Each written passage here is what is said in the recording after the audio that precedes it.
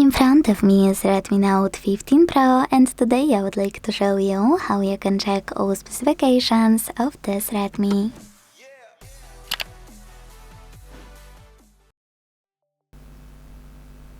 First of all, you need to open Play Store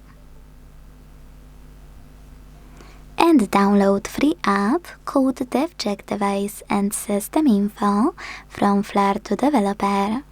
Not sponsored, by the way.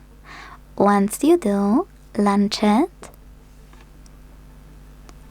And thanks to it, learn all the informations about your device's dashboard, hardware, system, battery, network, apps, camera, and even sensors.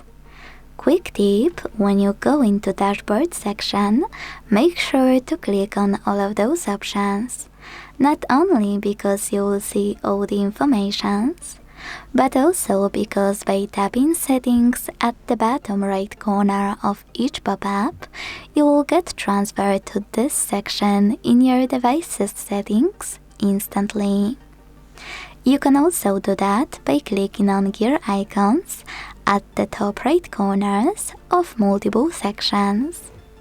Thanks so much for watching. If you enjoyed this video, don't forget to leave a like, comment, and subscribe. Bye!